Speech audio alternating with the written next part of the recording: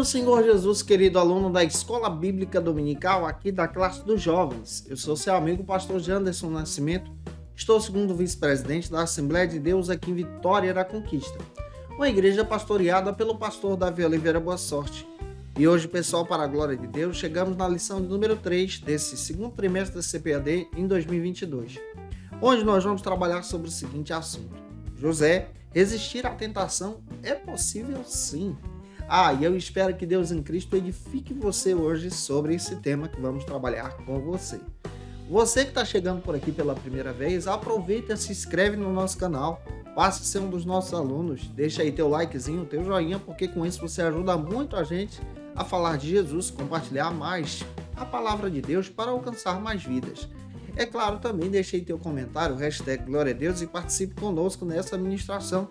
Eu estou comentando as lições de adultos, jovens, juvenis, discipulado, adolescentes, vencedores, pré-adolescentes também. Tem muita coisa boa aqui no canal, inclusive o nosso site Facilita EBD, e o link está na descrição desse vídeo. Se você é professor da classe dos jovens, olha aí, quer poupar o teu tempo para preparar as tuas aulas, eu tenho uma proposta muito legal para poder te ajudar. É o nosso site Facilita EBD, onde você encontra recursos, materiais para poderem te ajudar. Exemplo, você pode achar lá o esboço da minha aula que eu preparo, com todos os versículos a mais que eu sempre coloco aqui para vocês. Tudo detalhado para quem se torna assinante. Você encontra também o slide da lição, onde você pode dinamizar as suas aulas na Escola Bíblica Dominical da tua igreja. Quem se torna assinante do Facilita EBD, a nossa assinatura é trimestral, tem o benefício de receber alguns bônus, como por exemplo, nosso workshop de pregação, que está muito legal, vai te ajudar a crescer em Jesus. Você pode ter também o nosso treinamento para professores da Escola Bíblica Dominical, que está imperdível também, vai te ajudar a crescer. E nesse trimestre nós agregamos a grade de bônus o nosso treinamento de discipulado e evangelismo, onde você pode crescer em Jesus, avançando, pregando Jesus para alcançar vidas para a glória de Deus. E é claro que eu espero que Deus te abençoe. Vou deixar tudo isso no comentário, na descrição aqui e um comentário abaixo. Então vamos deixar de conversa e vamos para a aula de hoje para a glória de Deus.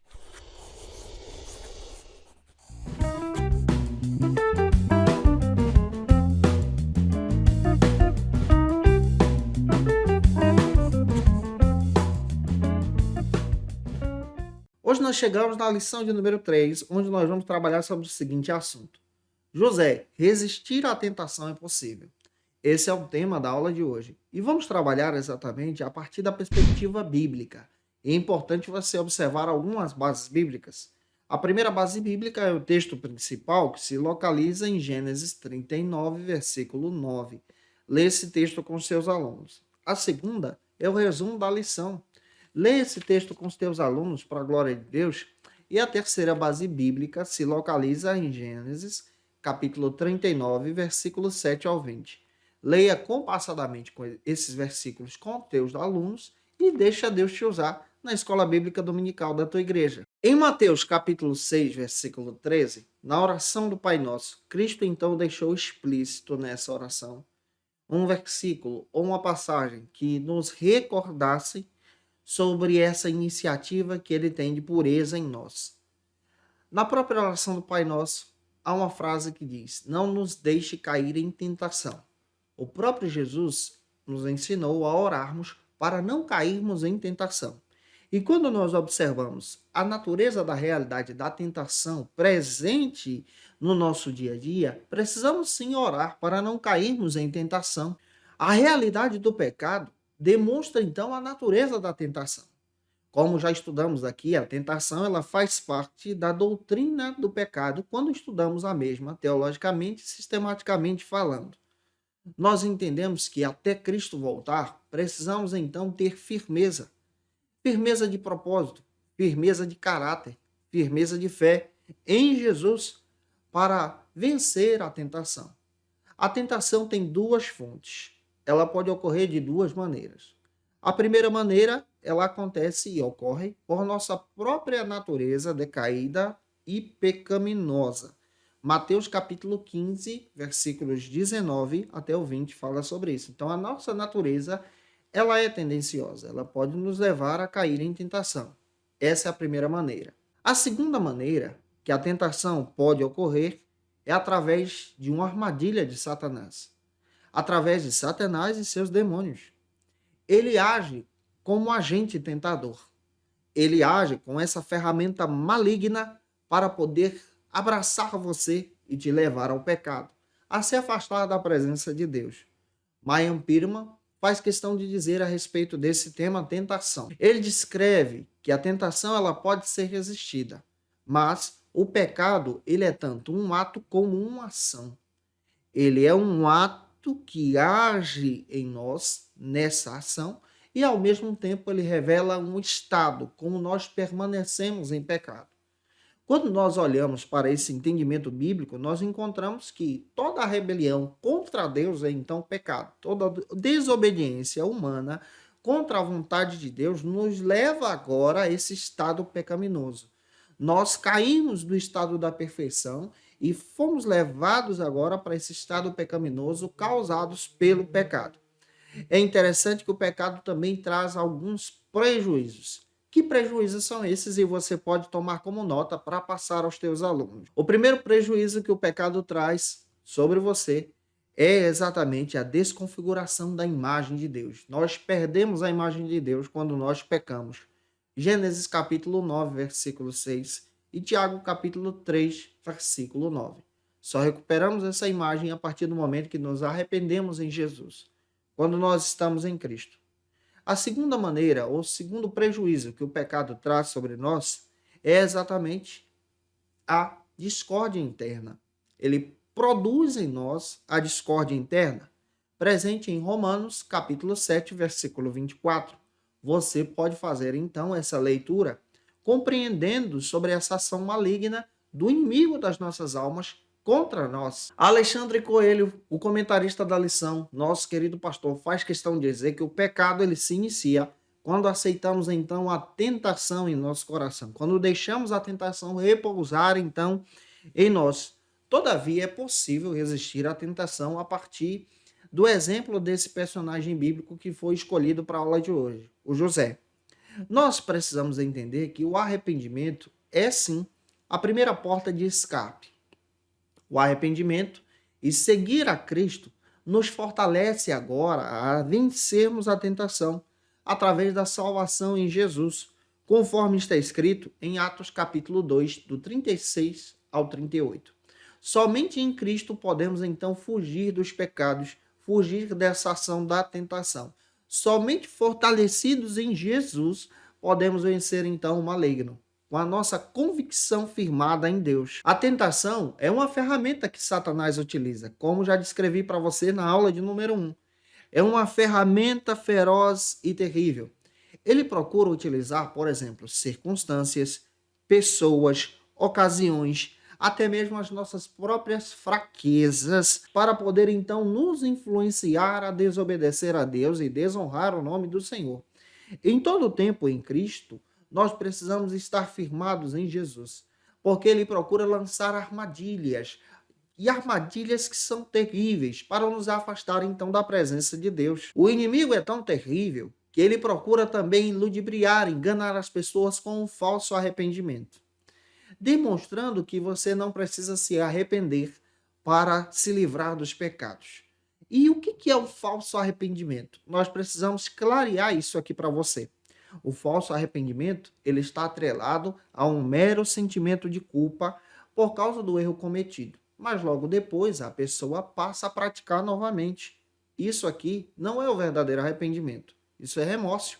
É o falso arrependimento, que é propagado hoje também. O falso arrependimento também está atrelado a uma tristeza por causa do pecado, mas essa tristeza é uma mera tristeza, não uma tristeza profunda. Logo ela passa.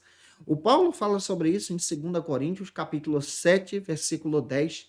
E descaradamente, nós voltamos a pecar porque não nos arrependemos verdadeiramente. O falso arrependimento também está atrelado exatamente à mera tentativa de sermos pessoas boas ou de fazermos ações boas.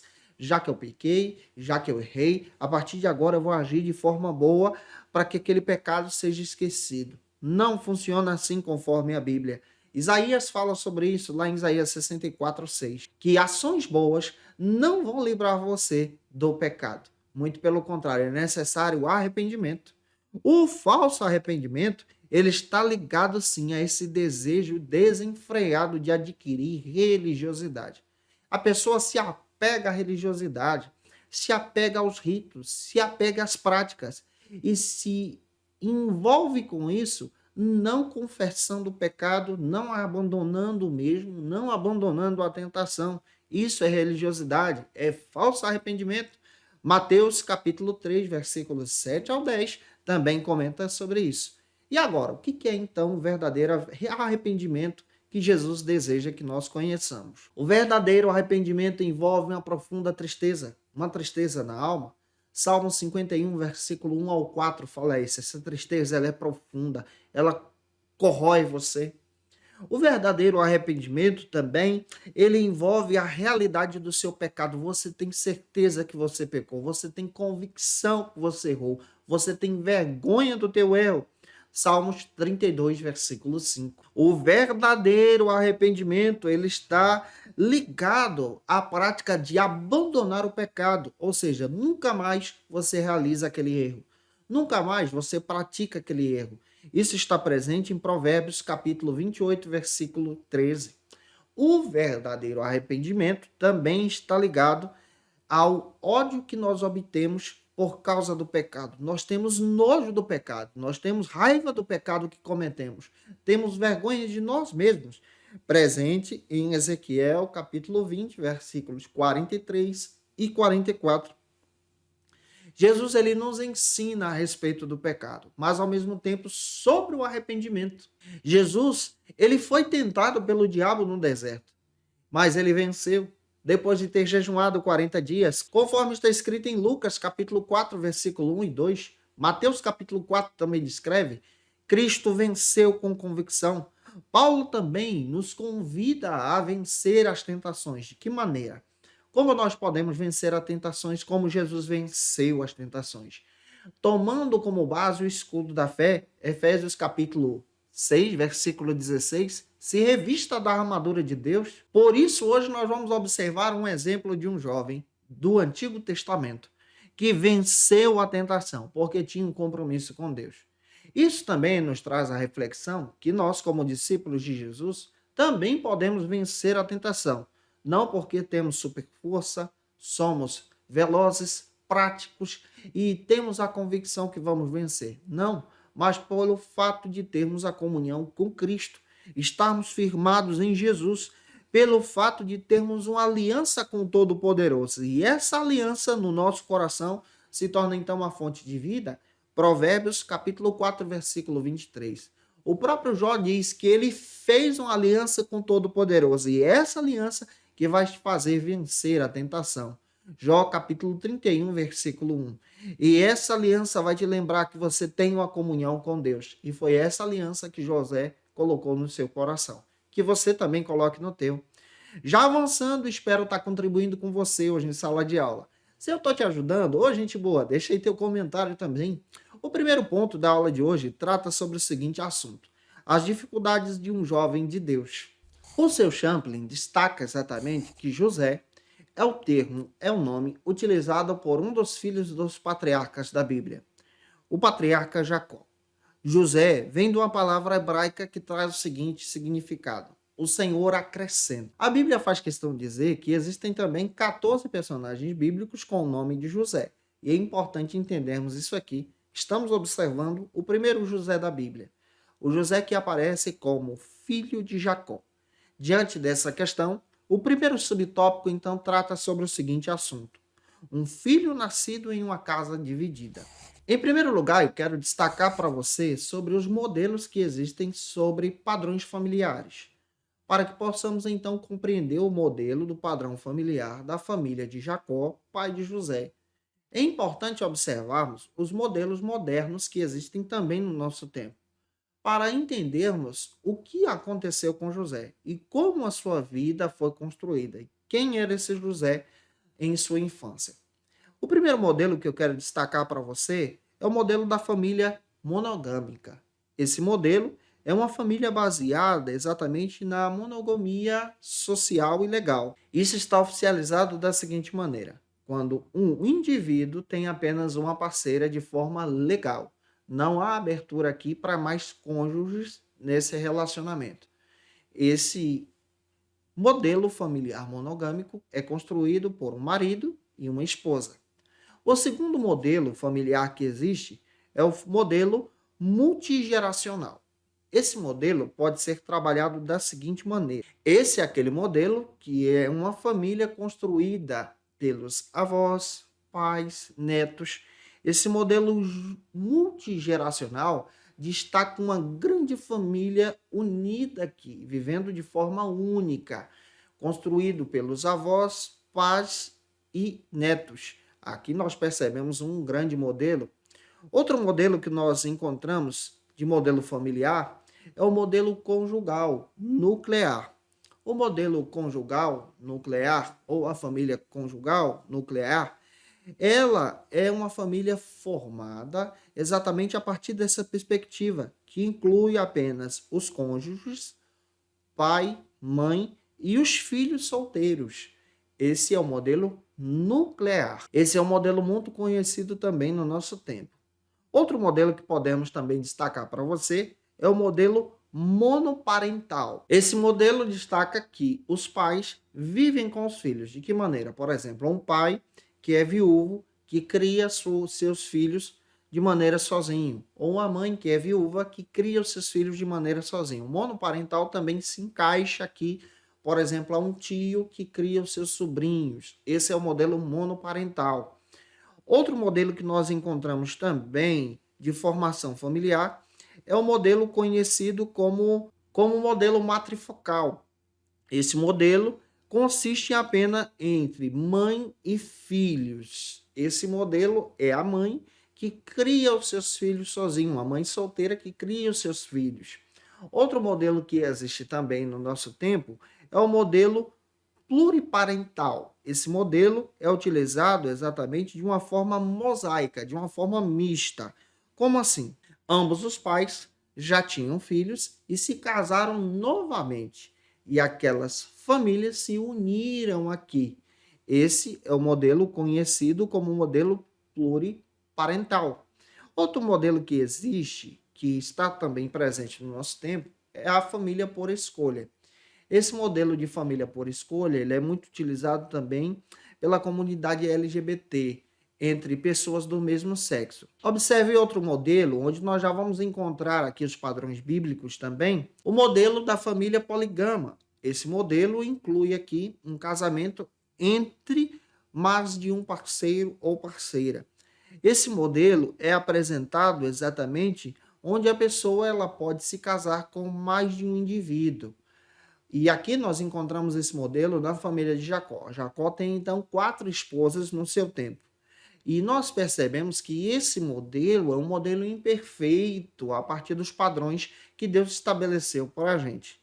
Quando o pastor Alexandre Coelho seleciona a família de Jacó para descrever então a criação de José, ele está descrevendo que José cresceu nesse modelo familiar, esse modelo polígamo, esse modelo de uma família poligama, onde existe exatamente um pai que tem 4 esposas e desses casamentos surgiram então 10 irmãos. Pastor Alexandre Coelho ainda destaca que a família de Jacó, ou seja, a família onde José foi criado, é uma família imperfeita, é uma família disfuncional. E aqui nós aprendemos exatamente nessas construções como José foi criado.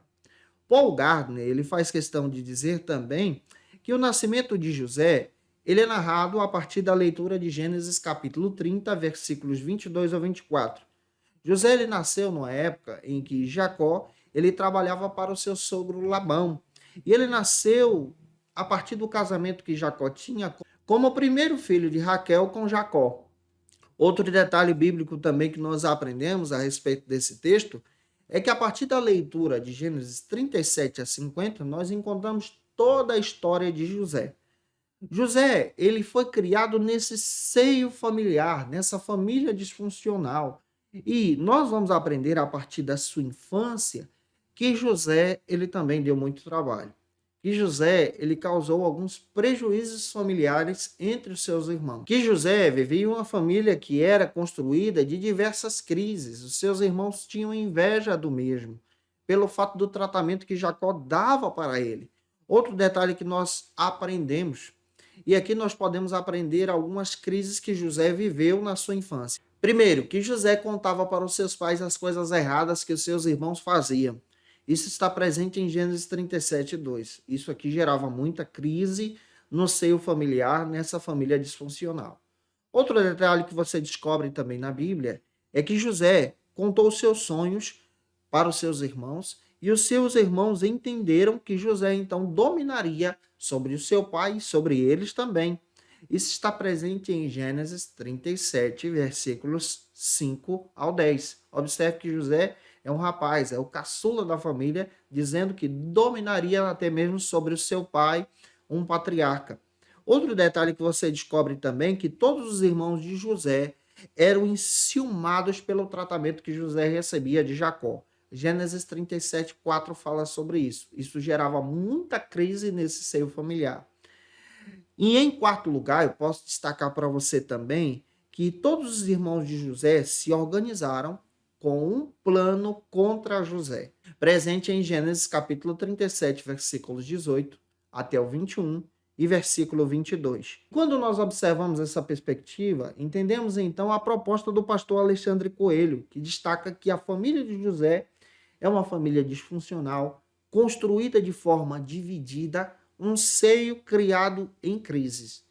Pois o modelo perfeito que Deus estabeleceu para nós é o casamento monogâmico, um casamento que é construído entre um parceiro e uma parceira, de sexo diferente, estabelecido exatamente em um seio familiar. Nós encontramos a família de Jacó agora seguindo outro padrão, um padrão de um casamento polígamo, onde tem um pai, 4 esposas e vários filhos. E entre esses filhos tinha um que recebia um tratamento totalmente diferente e se comportava ao ponto de gerar ira aos seus irmãos. Esse é o José da Bíblia na sua infância. Já avançando, vamos agora para o segundo subtópico que trata sobre o seguinte assunto: um filho detestado por seus irmãos. O segundo subtópico trata agora sobre um filho detestado por seus irmãos. Um detalhe bíblico que nós precisamos compreender muito bem a partir da história de José é que a história de José é narrada em meio de uma família disfuncional, como nós já estamos estudando aqui com você. É claro também que cada ser humano é único, nós precisamos ter essa visão também. Por mais que os pais lhe ofereçam uma boa criação, cada ser humano é único conforme a palavra de Deus. Não é possível tratar todos os filhos da mesma maneira, embora os mesmos tenham o mesmo sexo, sendo criados na mesma casa. Outro detalhe que também aprendemos, muitas vezes os tratamentos que são dados de forma diferente geram então conflitos. E aqui nós encontramos o exemplo da família de José, que é uma família que é construída no meio desses conflitos, e no meio desses conflitos nós encontramos essa relação aqui toda fragmentada. Além disso, filhos que são criados dentro de um lar semelhante ao de José acabam desenvolvendo a probabilidade de ansiedade, também de depressão, pelo fato de se sentirem menos amados pelos seus pais. E na narrativa, na história de José, nós encontramos exatamente essa relação. Nós encontramos exatamente esse cenário. Uma família que está sendo desenvolvida dentro desse contexto bíblico. Uma família que é formada por um pai, 4 esposas e diversos filhos. E quando você olha a proposta do pastor Alexandre Coelho em descrever a família de Jacó, ele está demonstrando muito bem que a família de Jacó é esse tipo de família, onde o pai favorece apenas um filho, que nesse caso aqui é José. E isso gera grandes prejuízos familiares. Isso não é bom. Vamos relatar então alguns prejuízos que foram causados pelo fato de Jacó preferir mais José do que os demais, até mesmo do que o seu primogênito Rúben.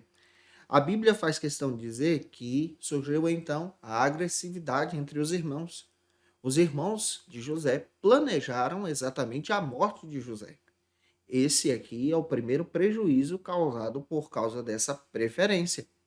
A segunda relação que nós encontramos que também é prejudicial é a indisciplina. Os filhos de Jacó se tornaram indisciplinados e não obedeciam mais ao seu pai. A terceira característica de prejuízo que também nós encontramos na Bíblia, gerado pelo fato de preferir apenas um filho em detrimento dos demais, é a preguiça. Os filhos de Jacó se tornaram preguiçosos, ao ponto de José denunciar essa preguiça para o seu próprio pai. Outro detalhe que você também descobre, por causa dessa preferência que Jacó tem em favorecer apenas José e não os demais, é que as mentiras surgiram dentro desse lar. E nós sabemos que mentira é pecado. Que tudo isso é gerado pelo fato da preferência de uma pessoa em detrimento das demais. E acaba construindo-se aqui um lar totalmente deteriorado. Conforme a Bíblia, nós aprendemos, a partir dessa perspectiva, o contexto em que José foi inserido. Nós encontramos o jovem José, que tem os seus problemas na sua infância, que tem as suas dificuldades, que tem os seus problemas, os seus dilemas em casa. Mas depois que ele sai de casa e vai para o Egito como escravo, ele tem um relacionamento profundo com Deus. Ele entrega a sua vida para Deus. Ele decide honrar o Deus dos seus pais. E aqui nós vamos aprender, a partir dessa perspectiva, esse relacionamento, então, que José passa a ter com o próprio Deus vivo. Diante dessa questão, vamos agora para o terceiro subtópico, que trata sobre o seguinte assunto: um filho fora de casa. A partir de agora, nesse terceiro subtópico, nós vamos compreender exatamente as atitudes de José fora de casa. Dentro de casa, nós percebemos que José ele tinha uma preferência do seu pai e ele agia como verdadeiramente uma pessoa mimada. Só que fora de casa, ele passa a ter experiências com Deus. Ele passa a ter uma vida gerada para Deus, enfrentando diversas provações. Paul Gardner faz questão de dizer que os seus irmãos planejaram a morte de José, ao ponto de amarrar José e lançá-lo em uma cova. Os seus irmãos agiram com a mentira também. Pegaram a capa, que era um símbolo de favoritismo do seu pai, rasgaram a mesma e banharam essa capa com sangue de cabritos, para dizer aos seus pais que José tinha sido morto por animais selvagens. Só que esses animais selvagens seriam eles mesmos, agindo com a selvageria da ira. Isso aqui é um pecado que leva esses irmãos a caírem em tentação, para poderem agirem por inveja do seu próprio irmão. Nós vemos dentro de todo esse contexto familiar todos os prejuízos que são causados sobre a vida dos irmãos de José e sobre José também, além da vida de Jacó. Há um sofrimento gerado aqui por causa do pecado. José foi vendido por seus irmãos como escravo, levado ao Egito e se tornando escravo no Egito, numa terra estrangeira, em um local que ele não conhecia, perdendo a sua liberdade, José se recordou da presença de Deus. E é aqui que nós aprendemos também a necessidade de colocar a nossa vida na direção de Deus. Isso também traz uma aplicação, e eu quero falar dessa aplicação também. Muitos jovens que servem ao Senhor em suas casas, junto com as suas famílias, quando saem de casa para estudar em outras cidades, infelizmente se desviam, pelo fato de não estarem mais sendo acompanhados pela comunidade da fé, pelo fato de não estarem mais próximos dos seus pastores ou líderes, ou da sua família. Infelizmente, acabam caindo em tentação e indo para o lado do mal, se corrompendo com o pecado, se embebedando com o pecado. Mas existem jovens que vão para outras cidades que infelizmente davam muito trabalho na sua comunidade da fé, na sua igreja local. Mas para a glória de Deus, nessas novas localidades, passam a ter experiências com Deus, vida consagrada para Deus e passam a ter uma transformação de vida, assim como José. José no Egito nos demonstra que distante da comunidade da fé dele, da sua casa, ele teve comunhão com Deus. Ser um cristão fora da nossa roda de convívio é necessariamente ser um discípulo de Jesus. Você pode ser discípulo de Jesus longe de casa, permanecendo na fé, ligado em Cristo, José nos dá um exemplo que ele passa a ser servo de Deus, onde ele não era acompanhado por um pastor, por uma liderança, por seu pai. José nos dá o exemplo muito bem que ele vive uma fé em terra estrangeira, em uma terra idólatra, e ele vive para a glória de Deus. A Bíblia diz, lá em Mateus capítulo 16, se aquele que quer servir a Jesus, seguir a Jesus, deve tomar consigo a sua cruz e segui-lo. A Bíblia também diz, palavras do próprio apóstolo Pedro, capítulo 2, versículos 21 a 22, porque nós fomos chamados também para a glória de Deus, para vivermos uma vida santa nesse mundo corrompido. Observe, José nos dá um exemplo que ele vive para com Deus agora fora de casa. A história de José nos conta que as provações que José enfrentou foram relevantes para amadurecer o caráter dele. Ele, fora de casa, teve uma fé relevante. Dentro de casa, ele dava muito trabalho, ele causava prejuízos para o seu pai e para os seus irmãos também. Mas fora de casa, ele passa a ter uma experiência com Deus como nunca viveu antes. E essas experiências com Deus moldaram José, ao ponto dele ser um exemplo de fé para a glória de Deus. Como nós podemos vencer exatamente as tentações dessa vida? Nos apegando em Deus. José muda literalmente ao ponto de negar o pecado, ao ponto de rejeitar a tentação. Se você observa o contexto em que ele foi criado em um lar fragmentado. Ele foi criado num seio de uma família que era uma família toda deturpada. Mas nós aprendemos pela Escritura que ele é agora guiado para a glória de Deus e passa a viver para a glória de Deus. Já avançando, vamos então para o segundo ponto da aula de hoje, que trata sobre o seguinte assunto: Egito, o lugar de tentação. Israel Belo de Azevedo, em um comentário destacando a respeito da tentação que José enfrenta, especialmente na área sexual, no Egito, numa terra estrangeira, ele destaca que José teve todas as razões para pecar. Ele estava longe de casa, mas ele agora decide rejeitar o pecado. E muito pelo contrário, ele não aceitou a conduta do pecado no seu coração, mas ele agiu em santidade a Deus. E decidiu se fortalecer diante da presença de Deus, mesmo enfrentando as lutas que seriam apresentadas por causa dessa decisão. Quando nós observamos isso, nós aprendemos grandes lições aqui. A primeira delas está no primeiro subtópico, que destaca agora o seguinte assunto: José, escravo de Potifar. Pastor Alexandre Coelho faz questão de trazer o seguinte comentário, que apesar das provações que José enfrentou, Deus estava abençoando José em tudo. Observe, ele agora tem nova vida. É importante você ler Gênesis capítulo 39, versículo 2. José tem nova vida. Aquele que experimenta nova vida, nasce de novo, é uma pessoa transformada para a glória de Deus. A bênção de Deus repousa sobre ele. Paul Gardner faz questão também de dizer que o próprio Potifar colocou José sobre a administração de todos os seus bens, pelo fato de observar a bênção de Deus sobre a vida de José, com base em Gênesis 39, 3 e 4. Então nós percebemos que o José é abençoado por causa da glória de Deus. Quando nós temos um relacionamento com Deus, Deus então nos abençoa em tudo que fazemos. Warren Jebsen, comentando a respeito da vida de José, ele destaca que em Hebron, onde José vivia na sua vida passada, ou seja, na sua vida infantil, quando criança, ele enfrentava diversos problemas, diversas dificuldades, causava também diversos problemas e diversas dificuldades.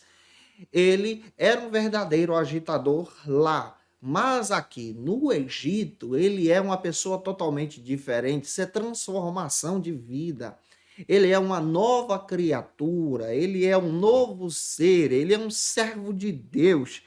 No Egito, nós percebemos que a presença de Deus está com ele, porque ele agora decide honrar essa presença. Observe o princípio de ser nova criatura para a glória de Deus aqui. José é um exemplo de um cristão que confia em Deus, daquele que decide confiar em Deus em todos os momentos difíceis. Observe, a bênção do Senhor estava sobre a vida de José. Potifar percebe muito bem essa bênção de Deus sobre a vida de José e passa a colocar José para administrar então seus bens e é abençoado por causa disso. Gênesis 39, versículo 5. José, ele alcançou uma alta posição na casa de Potifar. Ele alcançou uma alta posição por causa da bênção de Deus. E aqui nós também precisamos aprender outro princípio. A bênção de Deus sobre a sua vida, quando você serve a Deus de forma fiel, é real e verdadeira. E diante da bênção de Deus, nós precisamos permanecer vigilantes, fiéis, glorificando a Deus em tudo, porque é exatamente nesse momento que o inimigo se levanta para te ver cair, levantando então diversas possibilidades de tentação para que você se afaste da bênção de Deus. José nos ensina que a bênção de Deus ela é estabelecida por causa de um coração voltado para Deus. A bênção de Deus está estabelecida por causa do caráter que colocamos agora à disposição de Deus, porque desejamos então ter um relacionamento com esse Deus vivo. Todos da casa de Potifar reconheciam que José era abençoado. No Egito, uma terra pagã, idólatra, onde as pessoas serviram outros deuses, falsos deuses, essas pessoas reconheciam a bênção de Deus sobre a vida de José. E essa bênção era tão latente, tão verdadeira, que José se tornou uma bênção para a glória de Deus, ao ponto de impactar vidas. E é exatamente aqui que nós aprendemos que em um local onde ele deveria sofrer, onde ele deveria se tornar uma pessoa amargurada, Deus estava com ele, trazendo alegria para ele, e o inimigo também estava agindo, arquitetando uma armadilha para poder derrubar o servo de Deus. Já avançando, vamos agora entender essa armadilha de Satanás. O segundo subtópico trata então sobre a tentação ocorrida. Como ocorreu então a tentação sobre a vida de José? Warren Jebsen comenta que José tinha sofrido na cisterna, sendo jogado por seus irmãos e vendido por eles como escravo. Esse foi um grande sofrimento que José enfrentou. Mas ele agora passaria por outra grande provação na sua vida, que seria a provação da lascívia, a provação do sexo. E nós vamos aprender a partir das escrituras muito bem que José venceu essa tentação, perseverando na presença de Deus, ele ainda sendo jovem. Israel Belo de Azevedo traz o seguinte comentário, que José é um exemplo de integridade. José é um homem de Deus que está debruçando a sua vida na presença de Deus. E é um jovem consagrado para o Senhor. Ele vence a tentação voltada para a lascívia, a tentação voltada para o sexo, que atinge ele ferozmente. As vitórias de José não foram vitórias automáticas, mas as vitórias que José obteve foram vitórias verdadeiras, de verdadeiras lutas e batalhas enfrentadas por ele. Alexandre Coelho faz questão de comentar que a mulher de Potifar se manteve firme, investindo de diversas maneiras para poder tentar a José, levando José a cair em tentação. Mas José foi vitorioso, porque ele venceu essa tentação. Agora observe o contexto. A mulher de Potifar era a patroa de José. Ela mandava em José. Em Gênesis 39, nós vemos José arrancando forças da sua confiança na direção de Deus para vencer também essa tentação. A vitória de José sobre essa tentação voltada para o sexo é uma vitória que nos dá um exemplo de integridade, especialmente para os jovens que cultuam com você, sobre a pureza sexual do homem, a pureza sexual também da mulher. Devemos apresentar exatamente a necessidade de permanecermos virgens até o casamento, para a glória de Deus. E essa pureza sexual revela então uma comunhão que José tem com Deus. Por que esse tema é tão necessário? Porque a integridade sexual no nosso tempo é vista como algo ruim, mas aqueles que são servos de Cristo se mantêm íntegros, fiéis para a glória de Deus. É difícil sim se manter íntegro, fiel diante da tentação. E a tentação ela chega com propostas terríveis, com pessoas próximas de você, com algo que é articulado pelo inimigo para que ambos possam cair em pecado e se afastarem da presença de Deus. O prejuízo causado pela tentação é o pecado, e o pecado gera então em você a morte espiritual. Daí a necessidade de aprendermos com o José.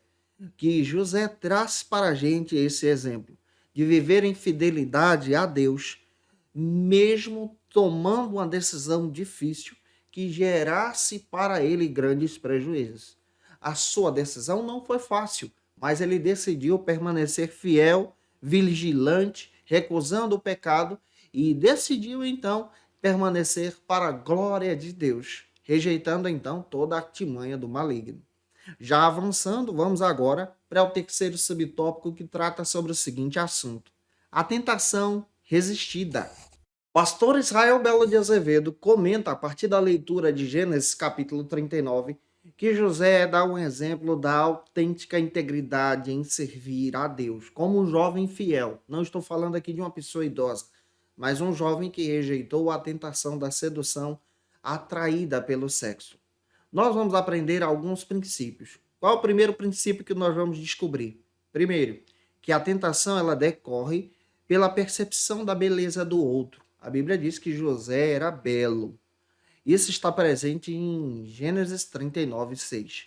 Você percebe que a Bíblia destaca para a gente que José era belo e isso atraiu a mulher de Potifar ao ponto de desejá-lo para si. Além de outro detalhe, os escravos eram vistos como objetos, especialmente nesses dias bíblicos aqui. E José era visto como um objeto de prazer para aquela mulher. Mas José tinha sua integridade. Mesmo estando em terra estrangeira, ele tinha comunhão com Deus. A segunda característica que nós aprendemos e podemos também destacar é o problema da percepção quando isso se transforma em desejo, concupiscência, conforme a Bíblia. A linha tênue que existe entre essa percepção, entre o desejo e a tentação, entre a concupiscência, estava presente nessa passagem aqui. A mulher de Potifar, ela desejava José, ela pôs os olhos em José.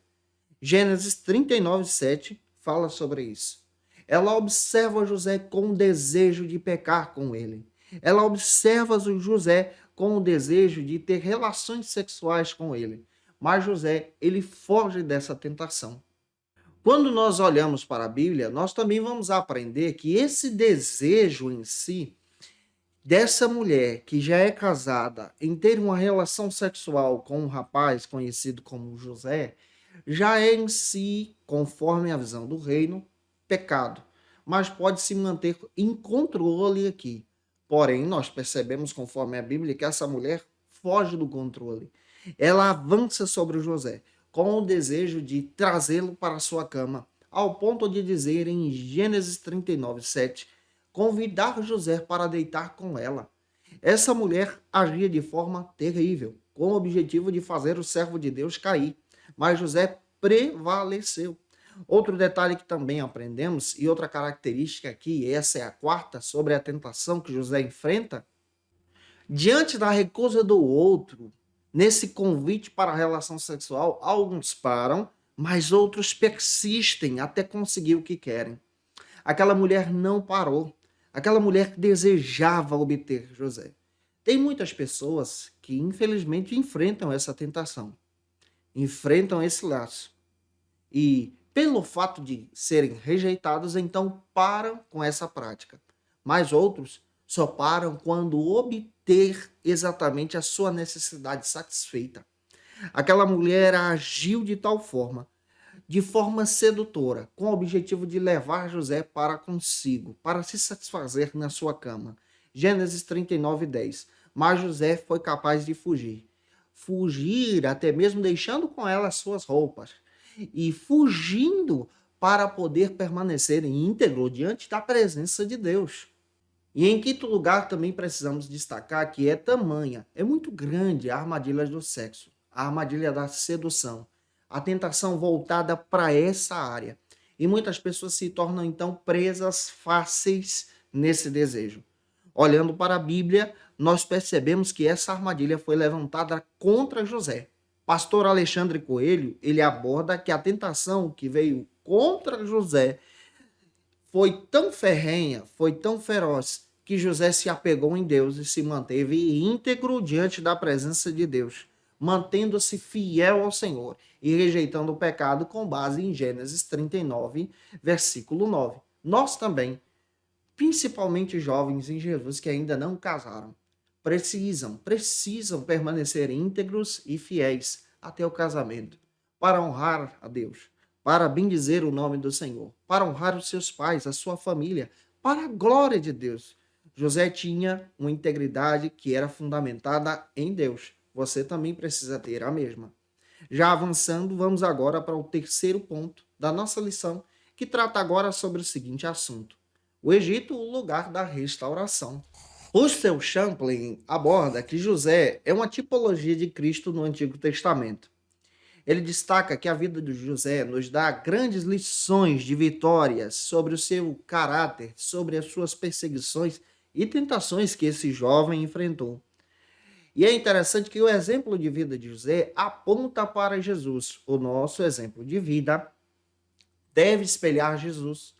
Paulo, em 1 Coríntios, capítulo 11, versículo 1, ele diz, sede meus imitadores como eu sou de Cristo. Nós devemos espelhar o Cristo em nossa vida, em caráter, santidade, glorificação para com Deus. E entendendo essa questão, o primeiro subtópico do nosso terceiro ponto trata agora sobre o seguinte assunto: o preço da fidelidade. Pastor Israel Belo de Azevedo comenta ainda sobre o preço da fidelidade que José apresenta em sua vida. A integridade de José, essa integridade sexual que José tem um grande preço.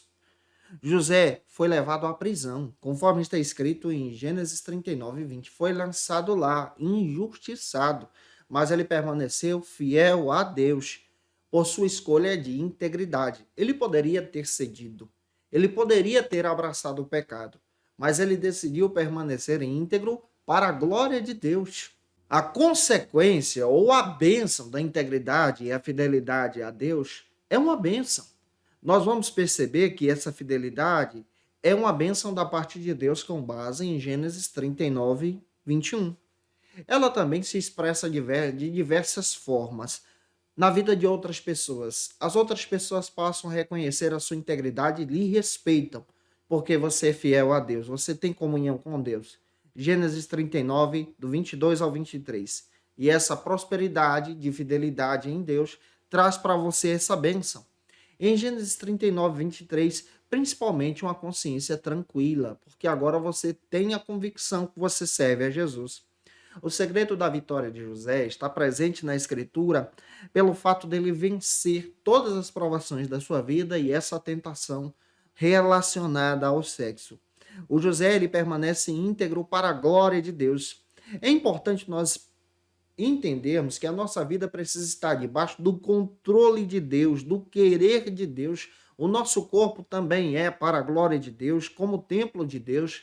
Em 1 Tessalonicenses 4,4 traz uma perspectiva sobre isso. Os nossos desejos também podem ser controlados pela presença de Jesus, nos orientando agora a ter uma vida de satisfação em Deus, com base em 1 Tessalonicenses 4,3.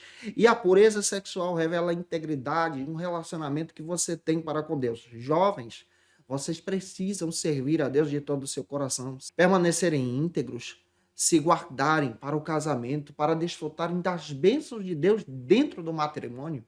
Diante dessa questão, vamos avançar agora para o segundo subtópico do terceiro ponto, que trata sobre a recompensa da fidelidade. Pastor Alexandre Coelho comenta que a vida de José estava sob a direção de Deus. Deus não permitiu que José permanecesse os seus últimos dias na prisão. A tua vida, quando você decide ser íntegro e fiel a Deus, está sob o controle dele. Warren Wietzen também comenta muito bem que o que fez a diferença na vida de José foi a sua fidelidade a Deus e Deus recompensou José de uma maneira espetacular. E nós vamos aprender algumas coisas sobre como Deus abençoou a vida de José. Primeiro, José ele aprendeu a esperar. Aquele que é abençoado por Deus aprende pacientemente na direção de Deus. Gênesis 39, 21 ao 23. Segundo, José também aprendeu a interpretar sonhos na prisão. Nem tudo foi ruim naquele lugar, mas lá ele desfrutou da glória de Deus. Gênesis 40, versículos 1 ao 13 e 16 a 22. José também aprendeu a confiar em Deus. Gênesis 40, versículos 14, 15 e 23. Sua vida foi dirigida por Deus. Isso faz parte da fidelidade, faz parte da recompensa de Deus. Deus permaneceu fiel a José em todas as áreas da sua vida. E é interessante que ele conseguiu da parte de Deus consideração, respeito pelos seus próprios amigos, pelas pessoas que estavam na sua volta. Como está escrito em Provérbios, capítulo 22, versículo 1. A fidelidade é uma qualidade. Paulo exalta a fidelidade como um dos ministérios de Deus. 1 Coríntios, capítulo 4, versículo 17. Efésios 6, 21. E também Colossenses, capítulo 1, versículo 17. Aquele que confia em Deus recebe de Deus recompensas espirituais maravilhosas para o seu crescimento em Cristo. E o maior patrimônio que você pode ter é sua integridade para a glória de Deus. Finalizando a aula, terceiro e último subtópico destaca agora sobre o tema: fuja da aparência do mal. Como é que você pode fugir então da tentação? A tentação, ela vem apresentando para você prazeres momentâneos para poder te levar ao pecado, para poder te levar exatamente para longe da presença de Deus. Mas você pode fugir da tentação como José fez. Quando nós decidimos então colocar a nossa vida na direção de Deus, em comunhão com Cristo, nós podemos vencer a tentação. E há algumas lições para poder você vencer. A primeira delas é: ore a Deus no exato momento quando o jogo do inimigo, quando a tentação chegar sobre você. Confie em Deus, ore em Deus. Segundo, não alimente esse desejo pecaminoso e desenfreado causado pela tentação e o pecado. Terceiro, nós devemos sim nos afastar da tentação o mais rápido possível, como José fez. E em quarto lugar, é necessário que você, se afastando da presença da tentação, se envolva com a presença do Espírito Santo de Deus, que é a garantia da tua vitória. Nós não estamos livres de tentações, não estamos livres de cair, mas diante da presença de Deus, nós aprendemos uma coisa. Tiago diz isso lá em Tiago 4,7. Resisti ao diabo e ele fugirá de vós. A Bíblia também destaca que a nossa vida em Deus traz então essa firmeza para a glória do seu nome. Eu espero ter contribuído com você hoje em sala de aula. Se eu te ajudei, tira uma foto, marca a gente no Instagram, segue a gente lá também. Eu vou ficar feliz se você fizer isso. Posta aí nos teus stories e me marca também, em nome de Jesus. E eu espero que essa aula seja edificante para você. Se foi, comenta aí. Se você conhece alguém que precisa muito assistir essa aula, manda para ele ou para ela, em nome de Jesus. E se você está afastado de Cristo, de repente caiu em tentação, está fraco na fé, está na hora de voltar para Cristo, colocar a tua vida na direção de Deus. José mudou de vida. Você também pode mudar e se tornar íntegro e íntegra para a glória de Deus, aceitando a Jesus como seu Salvador. Você pode usar o teu celular com leitor de QR Code, escanear, preencher o cadastro, nós vamos orar por você.